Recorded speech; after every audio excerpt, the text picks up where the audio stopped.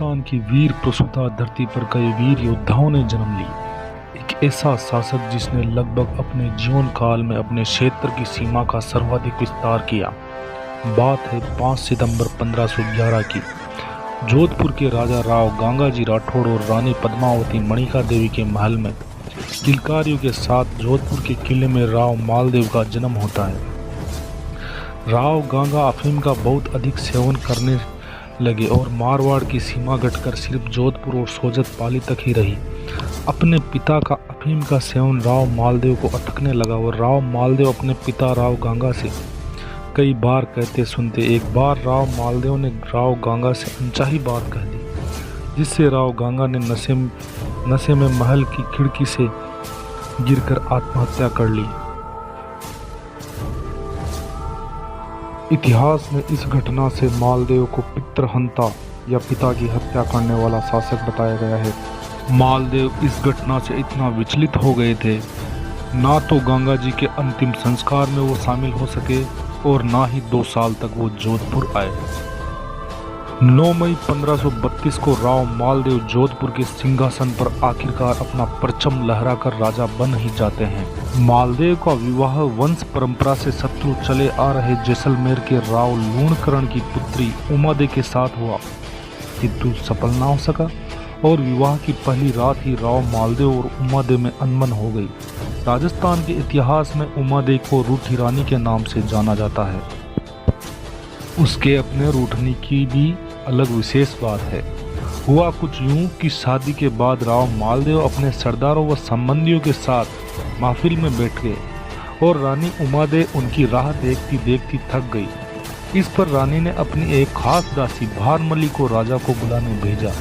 तो दासी भारमली राव मालदेव को बुलाने गई तो उस खूबसूरत दासी को नशे में चूर राव ने रानी समझकर अपने पास बैठा लिया। काफ़ी वक्त गुजर गया, न राव आए न दासी। तो रानी उमादे स्वयं राव के कक्ष में पहुंच गई और वहां का दृश्य देखकर बेहद नाराज होकर लौट गई।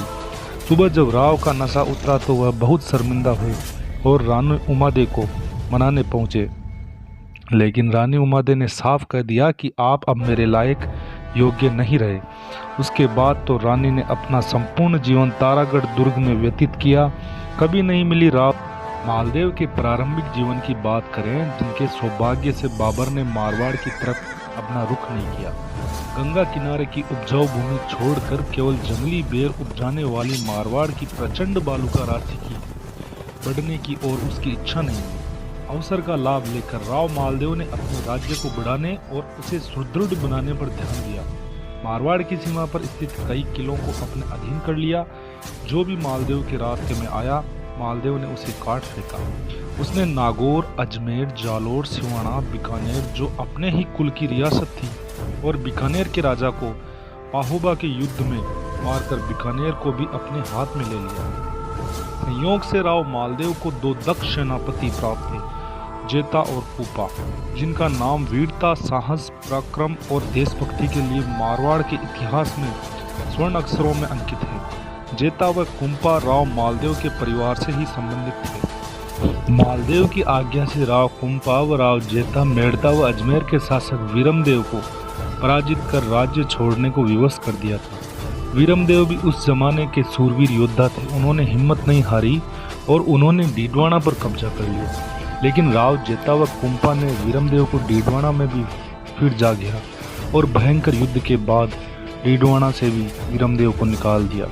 डीडवाना के युद्ध में राव वीरमदेव की वीरता देखकर राव जेता ने ये कहा था, यदि मालदेव और वीरमदेव दुश्मनी भुलाकर दोस्ती का हाथ आगे बढ़ाएं तो हम पूरे हिंदुस्तान पर अपना ध्वज लहरा सकते हैं। इतिहासकार गौरीशंकर हीराचंद्र ओझा ने अपनी किताब जोधपुर राज्य के इतिहास में लिखा है, मालदेव राजा बनते ही अपनी रियासत की सीमाओं को बढ़ाना शुरू कर दिया और सन 1560 आते आते तो उत्तर में बीकानेर व हिसार, पूर्व में बयाना व धौलपुर एवं दक्षिण पश्चिम में राघन में व खाबर तक उनकी सीमा पहुंच गई थी। भूमिया व भाटिया जैसे वीर समुदायों को भी उन्होंने अपने अधीन कर सामंत बना लिया था। जयपुर के नज़दीक चाकसू तक उनकी सीमा पहुंच गई थी। जैसलमेर को उनकी सीमा छू रही थी मारवाड़ के इतिहास में इतना विशाल साम्राज्य न तो मालदेव से पूर्व किसी ने बनाया व न मालदेव के बाद किसी ने बनाया। मारवाड़ के इतिहास में मालदेव का कार्यकाल मारवाड़ का शौर्य युग कहलाता है। मारवाड़ के चारों ओर नए किले बनवाए गए, जोधपुर के चारों ओर बड़ी दीवारें बनाई गई। अजमेर का प्रसिद्ध कोट बुर्ज मालदेव द्वारा ही बनवाया गया था। जब शेर शाह के द्वारा पराजित हुमायूं प्राण बचाकर पश्चिम में भागा तो शरण के लिए सबसे पहले मालदेव के पास ही आया। उसने अपने 3 दूत मीर समंदर, रायमल सोनी और शमसुद्दीन अल्फा खां को मालदेव के पास भेजा, लेकिन मालदेव ने शरण देने से साफ इनकार कर दिया। मालदेव कैसे भूलते कि उनके पूर्वजों की कन्नौज रियासत का पतन भी तो मुगलों ने ही तो किया था, अतः मालदेव की नफरत स्वाभाविक थी। लेकिन इसका परिणाम यह हुआ कि हुमायूं को भगाने वाले शेर शाह सूरी को भी समझ में आ गया था कि अब हिंदुस्तान में मालदेव ही उसके लिए खतरा बन सकता है। चाकसू पर मालदेव के विजय के बाद तो दोनों राज्यों की सीमाएं भी टकराने लगी थी, तो भला युद्ध कहाँ तक टलने वाला था। तभी एक और संयोग बना। मालदेव से हारने के बाद बीकानेर के राव जेत सिंह के पुत्र कल्याणमल और बीरमदेव शेर शाह से मदद मांगने के लिए दिल्ली जा पहुंचे। उन दोनों ने बादशाह को विश्वास दिलाया कि उनकी सहायता से मारवाड़ को वह जीतने में कामयाब हो जाएंगे। बस फिर क्या था, शेर शाह अपनी भारी फौज लेकर मारवाड़ की ओर चल पड़ा। वो अपनी 80,000 घुड़सवार सेना और 40 तोपों के साथ जोधपुर से 90 किलोमीटर दूर गिरी सुमेल पाली में डेरा डालकर बैठ गया। 1544 में दोनों सेनाओं के मध्य भयानक युद्ध हुआ, जिसमें शेर शाह सूरी छल कपट से युद्ध तो जीत गया, लेकिन उसने कहा था, एक मुट्ठी भर बाजरे के लिए मैं हिंदुस्तान की बादशाहत खो बैठता। युद्ध के पश्चात गिरी सुमेल युद्ध के बाद शेर शाह ने जोधपुर दुर्ग पर अपना कब्जा कर लिया और वहां का प्रबंध खवास खां को दे दिया। पराजित राव मालदेव उस समय तो मारवाड़ के राजाओं की संकटकालीन शरण स्थली राजधानी सिवाना पीपलोद के पहाड़ों में चल गया। लेकिन शेर शाह सूरी की मृत्यु हो जाने के बाद सन 1546 में उसने जोधपुर पर दोबारा अपना आधिपत्य स्थापित किया। धीरे धीरे मारवाड़ के क्षेत्रों को दोबारा जीत लिया गया। उसने अपने जीवन काल में दिल्ली की गद्दी पर लोधी वंश का सितारा भी अस्त होते हुए देखा और हुमायूं को दोबारा गद्दी पर बैठते हुए भी देखा। उसके बाद अकबर ने 1561 को जोधपुर और नागौर पर आक्रमण कर उसे अपने अधिकार में ले लिया। अतः 7 दिसंबर 1562 को मालदेव का स्वर्गवास हुआ और अपनी रानी, जो इतिहास में रूठी रानी के नाम से जानी गई, वो भी मालदेव के साथ सती हुई।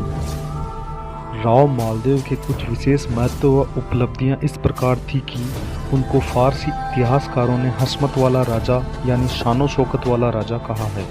इनका जोधपुर पर अधिकार 1532 से 1562 तक रहा था और इनको 52 युद्धों का विजेता व 58 परगनों को भी अपने अधिकार में लिए। इन्होंने भाद्रजून विजय, नागौर विजय, अजमेर विजय और सन 1542 में पहोवा विजय और भी कई युद्धों में विजय उपलब्धि हासिल कर अपने अधिकार में ले लिया था।